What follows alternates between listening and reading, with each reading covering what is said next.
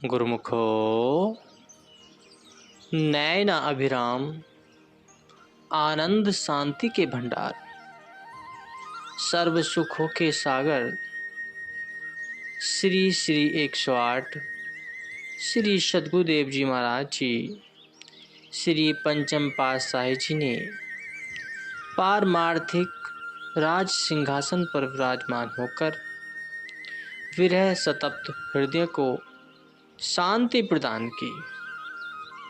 तो प्रेम भक्ति एवं ज्ञान की ज्योति से अपने ही निराले ढंग से अनुप्रमाणित कर जन जन को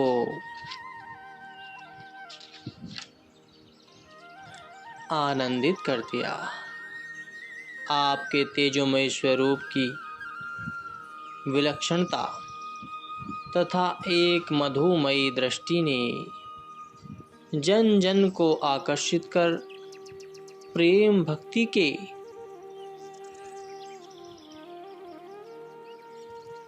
अमृत को पिलाकर दीवाना बना दिया।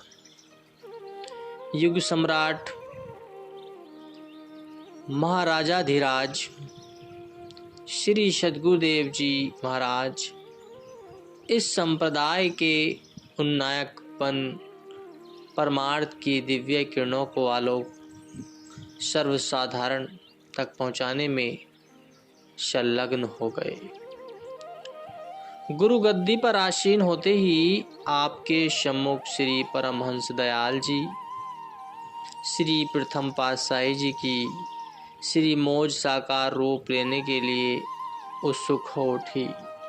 तो परमार्थ का कार्य महान भक्ति के पुष्पों का महकता उत्थान जन जन को सुगंधित करे और विश्व में नाम शब्द की धुन बज उठे। स्थान स्थान पर सत्संग आश्रम बनकर मानव जन्म के ध्येय को पाने की चेतना का संचार हो।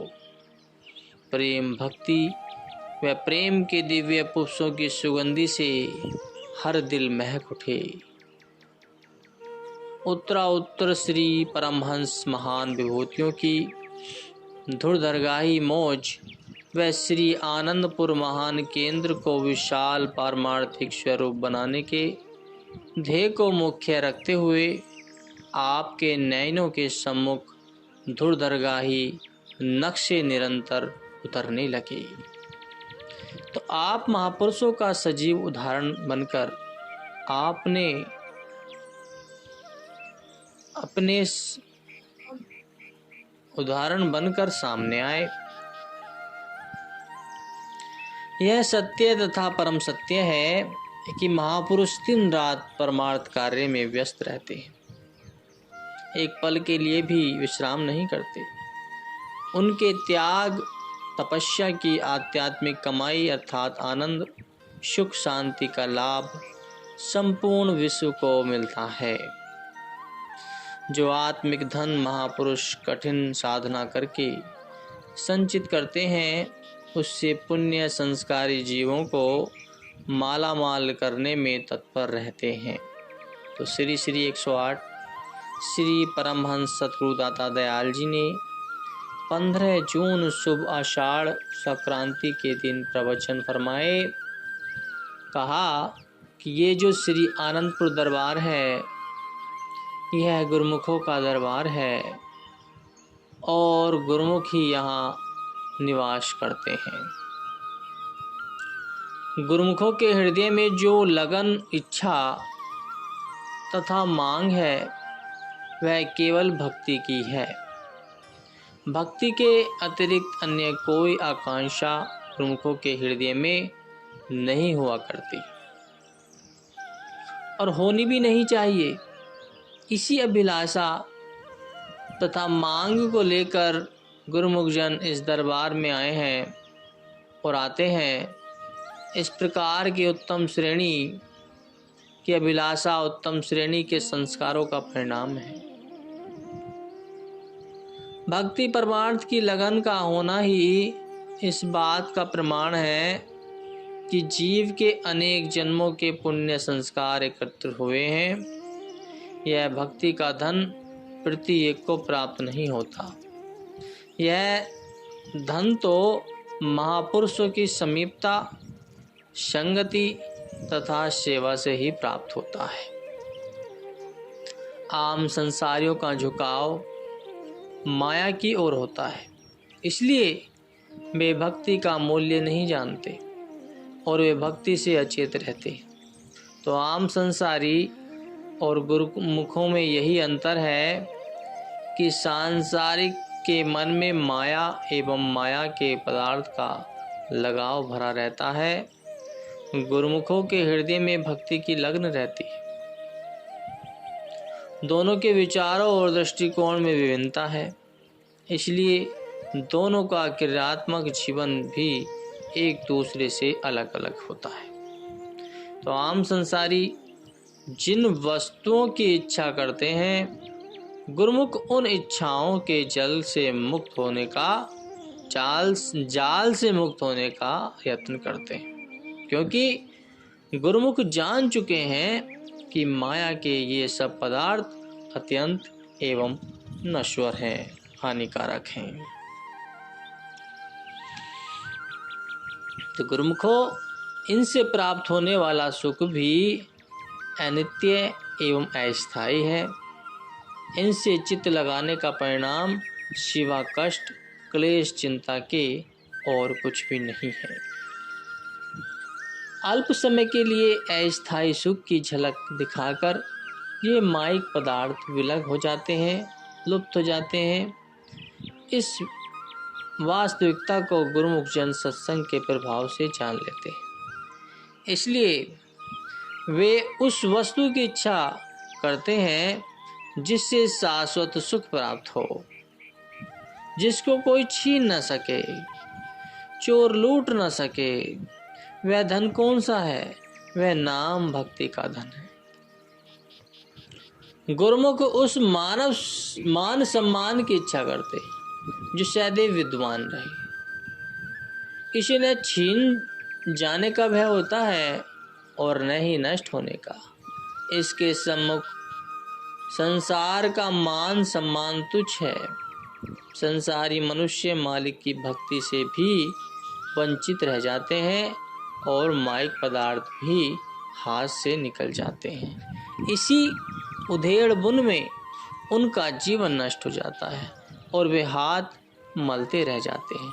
वाणी में आया है कि माया कारिन धाव ही मूर्ख लोग अजान, कहू नानक बिनु हरि भजन, वृथा जन्मो सिरान। कि जगत के अज्ञानी एवं अबोध जीव माया के पीछे दिन रात भागते रहते हैं। माया तो हाथ आती नहीं और मालिक के भजन से अचेत रहकर वे मनुष्य जन्म को व्यर्थ गवा देते। सत्पुरुषों को इस बात का दुख होता है कि संसारी मनुष्य वास्तविक वस्तु अर्थात मालिक की भजन भक्ति को छोड़कर अमूल्य जीवन को कौड़ियों के बदले गवा देते। अमूल्य जीवन तो सांसारियों को भी प्राप्त हुआ है और गुरुमुख को भी, परंतु दोनों ने इससे समान लाभ प्राप्त नहीं किया, एक जैसा लाभ प्राप्त नहीं हुआ। तो सांसारी मनुष्य तनक्षी अस्थायी सुख के लिए मूल्यवान जीवन को नष्ट कर देता है, परंतु गुरुमुख उसी समय में नाम भक्ति के साथ चित्त का संबंध जोड़कर जीवन के हर क्षण को लाभदायक बना लेता है। नाम भक्ति की कमाई लोक परलोक में उसके साथ है और रहेगी।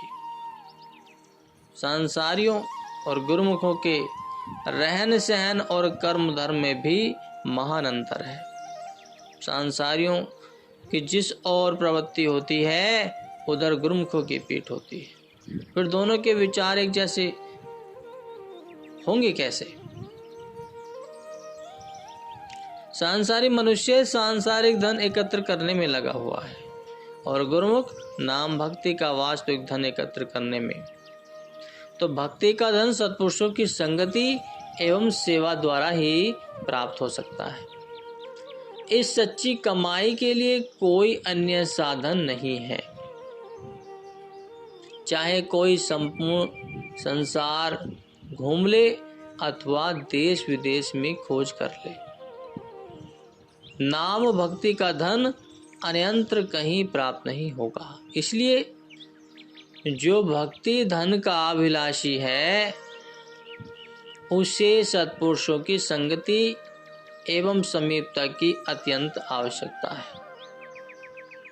समीपता का अर्थ है कि मनुष्य सत्पुरुषों के निर्देशों का पालन करे, उनकी वास्तविक शिक्षा के अनुसार आचरण में जीवन बनाए और स्वयं को वचनानुसार ढालता रहे। महापुरुषों की आज्ञा और उनका वचन ही मनुष्य को आत्मा के शत्रुओं अर्थात काम, क्रोध, लोभ, मोह और अहंकार आदि की प्रबलता से सुरक्षित रख सकता है, चाहे वे कितनी ही दूर क्यों न हो। सत्पुरुषों का वचन सदैव उनकी रक्षा करेगा। निकटता का यही मतलब है कि जीव महापुरुषों की आज्ञा के दायरे में रहे, तभी यह शत्रुओं से सुरक्षित रह सकता है और भक्ति धन से कृतार्थ हो सकता है। इस ध्येय को पूरा करने में असावधानी एवं त्रुटि नहीं होनी चाहिए, क्योंकि जिस प्रकार सांसारिक धन की टोह में चोर लुटेरे लगे रहते हैं, इसी प्रकार भक्ति धन को लूटने के लिए भी आत्मा के शत्रु हर समय तत्पर रहते। इन सब का प्रधान मनुष्य का मन है। यह मनुष्य को धोखे में डालकर और टाल मटोल में रखकर जीवन का अमूल्य समय नष्ट कर देता है। जीव मन के बहकावे में आकर भक्ति धन से वंचित रह जाता है। महापुरुष बार बार जीव को जीवन का वास्तविक उद्देश्य स्मरण कराते हैं। उनकी जितनी भी कार्रवाई होती है सब जीव कल्याण के लिए होती है। महापुरुषों की संगति, समीपता, सत्संग, सेवा, भजन, सुमरन, आरती, पूजा, यह जितनी भी कार्रवाई है सब गुरुमुखों के कल्याण का साधन है और भक्ति के शाश्वत धन की प्राप्ति हेतु है। आम संसारी मनुष्य जब तक असत्य संसार की असत्य कामनाओं के चुंगल से मुक्त नहीं होता, भक्ति की लगन उसके चित्त में उत्पन्न नहीं होती। गुरुमुख संसार की असत कामनाओं को त्याग कर भक्ति के अधिकारी बने हैं, तो भक्ति वह शाश्वत धन है जिसको पाकर मनुष्य मालामाल तो हो जाता है। उसे मालामाल हो जाता है, उसे किसी वस्तु की कमी नहीं रह जाती। अब संसार के पदार्थ छाया की भांति उसके पीछे लगे रहते हैं, परंतु भक्ति की परख करने वाले विरल ही होते हैं। वाणी का कथन है कि निशी दिनु माया कारणे प्राणी डोलत नीत, कोटन में नानक गो नारायणु जिह चित। कि संसारी मनुष्य दिन रात माया के पीछे भटकता फिरता है, परंतु संत सत्पुरुष फरमाते हैं कि ऐसा करोड़ों में कोई एक होता है जिसका चित्त मालिक के सुमरण ध्यान में लगा रहता है। इसलिए विचार किया जाए कि वह मनुष्य कितना भाग्यशाली है जो भक्ति का अभिलाषी है। हीरे मोती और जवाहरत का ग्राहक प्रत्येक व्यक्ति नहीं हो सकता। संत दादू दयाल जी कहते हैं कि सबको वाणिज्य खार खली, हीरा कोई न ले, हीरा लेगा जोहरी जो मांगे सो दे। कि संसार में आम लोग तो तुच्छ और साधारण वस्तु के ही ग्राहक हैं। हीरो के ग्राहक बहुत कम हैं। हीरे को तो जोरी ही लेगा, क्योंकि वह उसका मूल्य जानता है। अतः वह उसके बदले में जो भी मूल्यांकन करेगा उसे देने में देर न करेगा। तो गुरुमुख अत्यंत भाग्यशाली हैं, जो कि भक्ति जैसे हीरे के ग्राहक हैं। जिसे भक्ति रूपी हीरे की परख है, वह फिर उसे पाने के लिए हर संभव यत्न क्यों न करेगा। यह दुर्लभ अवसर भक्ति की कमाई का बड़े सौभाग्य से प्राप्त हुआ है।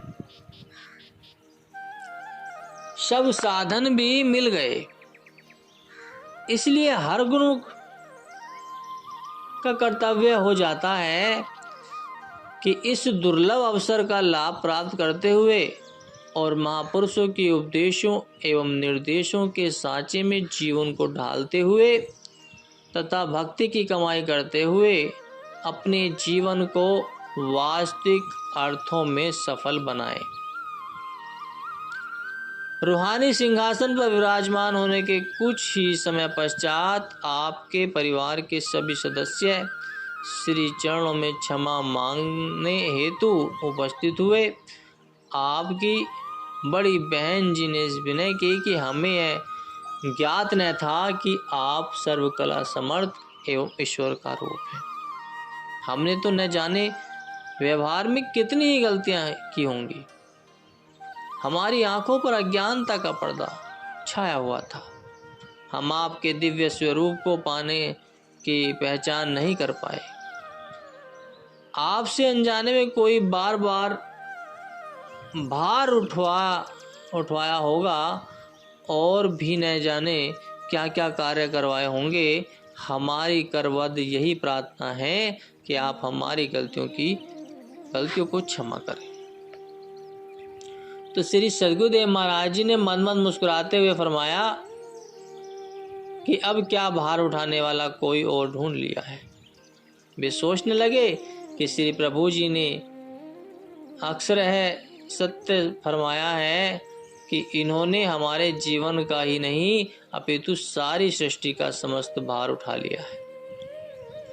केवल इस लोक में ही नहीं बल्कि परलोक की भी